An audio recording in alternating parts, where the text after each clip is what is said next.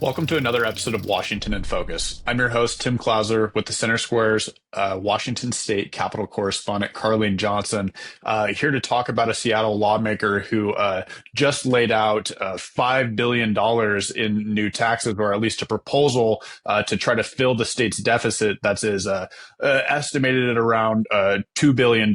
So it would fill that and then some moving forward on top of a historic tax increase earlier this year. Carlene, why don't you tell me a little bit about the press conference you attended where he laid out these proposals and exactly what these bills would tax? Right. So the proposal from Representative Shaun Scott, who is an open socialist representing Seattle, the 43rd Legislative District, stood on the steps of the Capitol, flanked by a couple of dozen union representatives, the SEIU and some other folks that were there in support of his proposal to tax high income wage earners. So anybody who makes more than $125,000 a year, and there's a lot of them, especially in his district in Seattle, all the tech workers, to increase tax revenue for the state. And his whole proposal is aimed at making up for what President Trump, he says, is going to take away. So HR 1, signed by the president on the 4th of July, definitely does, take some money out of the state of Washington, less money for folks that have been receiving benefits that would now have to show they're actually looking for a job, other social service programs that Washington state is not going to be receiving as much money for. So this, he says, is more of the tax the rich to help lower income folks, make up for what's being taken by the federal government. So the problem is he may or may not at this point have any support from Democratic leadership. It was noticeable that there was not a single other Democrat lawmaker alongside Representative Scott at the Tuesday press conference. That is highly unusual in my experience when you have a freshman lawmaker, he's in his first term, elected in November of 24, rolling out something that is a very provocative proposal, not to be flanked by, let alone House leadership alongside him, but any other Democrat in attendance. He only had, representatives, like I mentioned, from union. So that was noticeable. And from what I'm hearing from Republicans in leadership positions in Olympia, this thing is dead on arrival. That'll remain to be seen. Yeah, I'm interested to see how it plays out. I know we're talking about the 2026 legislative session that's going to start at the beginning of January, but it's impossible to not reflect back on the session earlier this year where Democrats proposed a novel wealth tax that would have filled a considerable part of another $10 to $16 billion deficit. But the governor, in his first year in office, a Democrat himself, said, look, if this doesn't hold up in court, it's going to blow a hole in our budget. So they pulled back, passed a bunch of other sales taxes and other measures. But then at the end of the session, we did see several lawmakers come out and say, hey, whether it's this wealth tax or something else like it, we want to see something pass. So I'm not surprised that he didn't have people around him, considering the immense backlash that a lot of Democrats face after that historic tax increase earlier this year. But I would be shocked if it at least didn't get some hearings. But again, we're looking at the situation where we have a $2 billion deficit, and we could have cut significantly last year. That would have come with service level impacts, yes. But now we're proposing a $5 billion tax increase to largely maintain the status quo. And at the same time, you're pinning it on the Trump administration, not you, but the lawmakers. And there is some truth to that. But at the same time, we saw a lot of similar proposals last session before Trump was even in office. And that was, I was just yeah, going to say, it was because of their own proposals. Yeah, exactly. Many of the HR1 impacts, we're not feeling hardly any of that yet. That's going to be coming in like 2027 and 2028. And the financial hole that we have here in Washington state has been dug by majority Democrats. That we don't, as we've said many times over, and Republicans are going to be saying it over and over again in the upcoming session, we don't have a revenue problem. We have a spending problem. And he was asked specifically about that yesterday. What was interesting, too, in the press conference, Tim, was that there were, I think, every TV station except one, Seattle, TV stations were there. Other local journalists were there. There were only two of us, me and independent journalist Brandy Cruz with the Undivided podcast, that asked questions. There was one other journalist, and I did not recognize her. She might have been from the Olympian or another local periodical there that asked a question. Nobody else asked any questions. When I started out, I was the first reporter to ask a question once the parade of folks up there supporting Representative Scott's bill spoke. I said, are you going to attach an emergency clause to this thing? You remember they did that 181 times during the 2025 session. And by attaching an emergency to every bill, well, that makes it so it's referendum proof, right?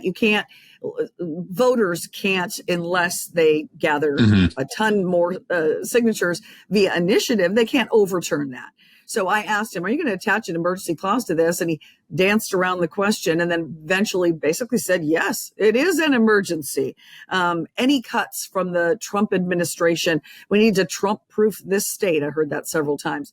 It is an emergency. So that is the intention of this. But I reached out on Wednesday morning, Tim, to Representative Lori Jenkins, House Speaker, and to second in the House, Joe Fitzgibbon. And I asked for comment. Will you support this? I attached a couple of comments that I got from state GOP chair Jim Walsh, basically saying this thing is dead on arrival. Leadership wasn't at the press conference because they're going to be loath to support this thing, knowing this is going to backfire on them big time because nobody's in the mood for increased taxes, and especially big business, already penalized in the last session, not in the mood for a new payroll tax on their high income earners. The response I got back on Wednesday morning was, we're not going to comment on something that came from the House GOP chairman. That would be inappropriate at this time for us to respond to that. That tells me, without saying as much, that they're not willing to get on board with this at this point. I'll go out there and just leap to that was what I am to read between the lines. We're not going to respond to the House GOP chair because he's not in a position of leadership. Well, for crying out loud, no response to what he said at this point, and their unwillingness to comment on him saying it's DOA tells me at this point all I need to know. If I get further response, I'll certainly include that in further updates. But it was very telling that he was not surrounded by any other leadership, well, any other Democrat at all, let alone anyone in leadership. So I don't think this is going very far. I think you're right. I think he'll probably get a hearing because it would be, I suppose, disrespectful to a freshman lawmaker who's put himself out there on a very left-leaning proposal to not at least give him a hearing. So he'll probably get his hearing. I don't think it will ever get out of committee. Yeah, I'm really interested to see how the rest of the party kind of responds to this in the coming days and weeks. I mean, for me, hearing that statement, I do think there's a lot of reluctance to support it. But at the same time, I think, like last year, they want to leave all the cards on the table because, as we've seen, the state Democrats aren't opposed to raising taxes. And I get it. You have these major corporations, a lot of them based out of Washington state, and it sounds like a great idea. We have a budget hole. There's these wealthy corporations. Why not just take a little bit off their top? But at the same time, those major corporations, those rich people are the ones providing jobs. Right. The ones that are creating this market where families can put food on their table. And yeah, you might despise the rich, but when you pass policies like this, you do create a concern that you're going to push corporations out. And we've seen major corporations in Washington and Seattle already do that. So there's concerns that they could go further. And I found it really interesting watching the press conference myself that you had all these people around Representative Scott. And when asked about the impact to these large corporations and whether they would leave and take their employees with them, there was a lot of laughing in the background as if You it's saw not a that. concern Yeah. or who cares. But it's a valid concern because if these companies are to leave Washington and to take their businesses with them, the state budget will feel that as well, and much more so than maintaining the status quo.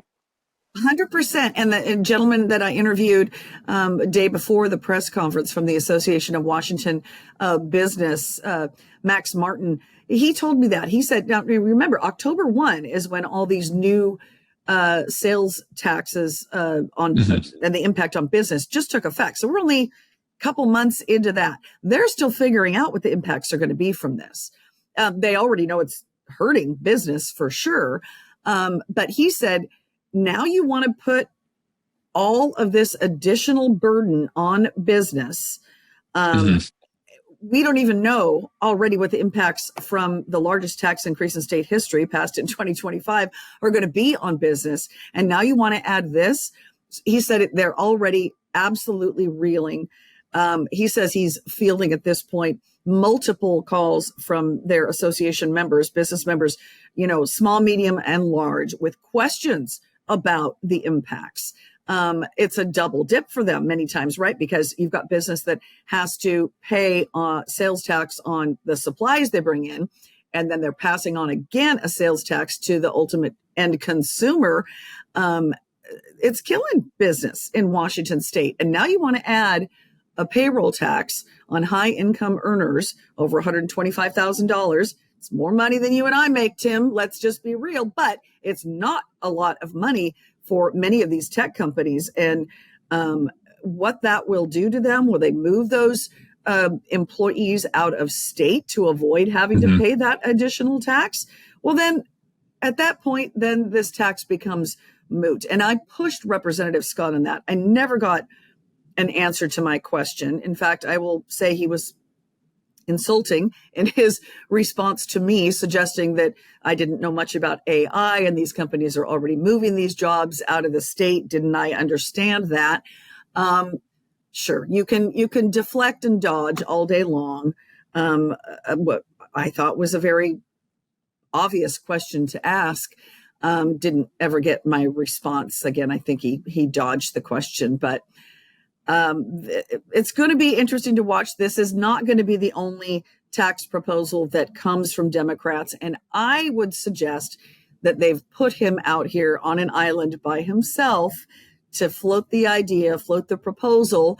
And then, like we saw last session, maybe other tax proposals that don't seem quite so far progressive out there get put out there, and they go, okay, well, we set this one aside, but this one's not quite as bad. And we're all in on this one. We'll see what happens. And I have to add, I know we're running short on time, Tim, the governor's proposal, Governor Bob Ferguson's budget proposal, which Democrats are not beholden to, but proposal is going to be coming out probably in the next week or so. He says it's going to be all cuts, no new taxes. Well, we kind of heard that going into 2025, didn't we? And then we saw what ended up he finally signed into law. So it's going to be a fun session. I know you're going to be in Olympia with me covering. I can't do it by myself. So I'm glad you're going to be there. We're going to have no shortage of fun material. Well, definitely something we'll continue to keep our eyes on as the session advances. And again, this is a short session. It's not like the 105-day session or whatever, how long it was that we had last year. They only have 60 days to get this through. It's coming up. So if for anyone that wants to stay tuned in that coverage, you can read it at thecentersquare.com.